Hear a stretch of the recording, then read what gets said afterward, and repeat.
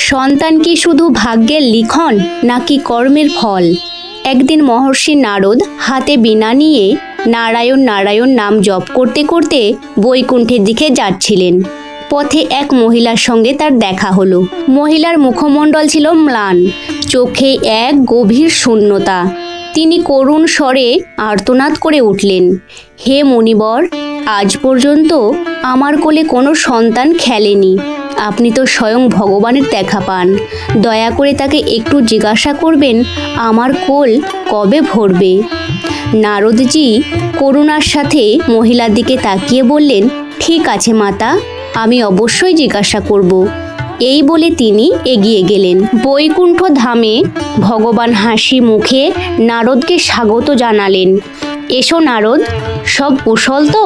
নারদ বললেন, প্রভু, পথে এক মহিলার সাথে দেখা হলো। তিনি বড়ই ব্যাকুল হয়ে জানতে চেয়েছেন তার সন্তান কবে হবে। ভগবানের মুখ গম্ভীর হয়ে গেল। তিনি বললেন, নারদ, ওই মহিলার ভাগ্যে কোনো সন্তান যোগ নেই। তাকে গিয়ে কথাই বলে দিও। ফিরে আসার সময় নারদজি দেখলেন সেই মহিলা দূর থেকে দৌড়ে আসছেন, তার চোখে আশার আলো। তিনি জিজ্ঞেস করলেন, প্রভু কি বললেন? নারদজির উত্তর বজ্রের মতো আছড়ে পড়ল, মাতা, ভগবান বলেছেন তোমার ভাগ্যে কোনো সন্তান সুখ নেই। মুহূর্তের মধ্যে চারপাশ স্তব্ধ হয়ে গেল। মহিলার পায়ের তলা থেকে যেন মাটি সরে গেল। তিনি ফুঁপিয়ে কাঁদতে লাগলেন। নারদজি নিঃশব্দে সেখান থেকে চলে গেলেন। সময় বয়ে চলল। একদিন সেই গ্রামে এক সাধু এলেন। তিনি ডাক দিলেন যে আমাকে একটি রুটি দেবে, আমি তাকে একটি সুসন্তান দেব। সেই নিঃসন্তান মহিলা, যার চোখ আজও অন্যের সন্তান দেখে জলে ভরে ওঠে, তিনি দ্রুত ছুটে গিয়ে রুটি তৈরি করে সাধুর সামনে রাখলেন। সাধু হাসি মুখে বললেন, তোমার কোল অবশ্যই ভরবে। আর ঠিক তাই হলো। কয়েক বছর পর সেই ঘরে এক সুন্দর পুত্র সন্তানের জন্ম হলো। ঘরে ঢোল বাজলো, প্রদীপ জ্বলে উঠল। যে ঘরে নিস্তব্ধতা ছিল সেখানে এখন শিশুর খিলখিল হাসি। কয়েক বছর পর নারদজি আবারও সেই পথ দিয়ে যাচ্ছিলেন। সেই মহিলা নিজের সন্তানকে কোলে নিয়ে হাসি মুখে বললেন, নারদজি, আপনি তো বলেছিলেন আমার ভাগ্যে সন্তান নেই। দেখুন, এই আমার লাল।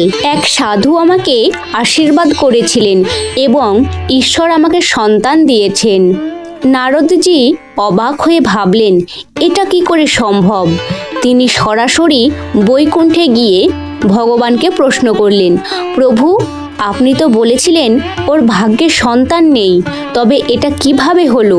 ওই সাধু কি আপনার চেয়েও বেশি শক্তিশালী? ভগবান হাসলেন না, বরং গম্ভীর হয়ে বললেন, নারদ, আমার শরীরটা ভালো নেই, একটি ওষুধ লাগবে।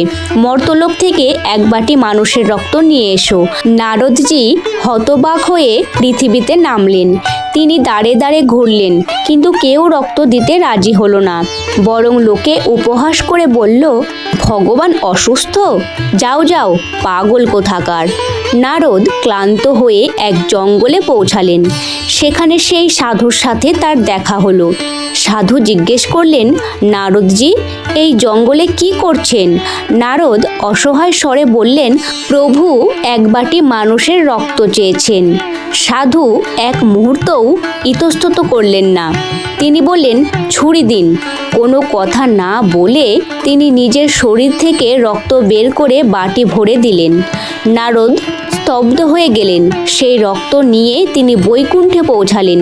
ভগবান বাটিটি হাতে নিয়ে বললেন, নারদ, এটাই তোমার প্রশ্নের উত্তর। যে সাধু আমার জন্য নিজের প্রাণের রক্ত দিতে এক মুহূর্তও ভাবেনি, তার ইচ্ছায় কি আমি কাউকে সন্তান দিতে পারি না?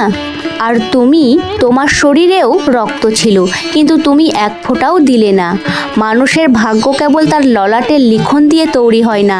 মানুষের কর্ম, করুণা এবং অন্যের জন্য নিবেদিত নিঃস্বার্থ প্রেম ভাগ্য পরিবর্তনের ক্ষমতা রাখে।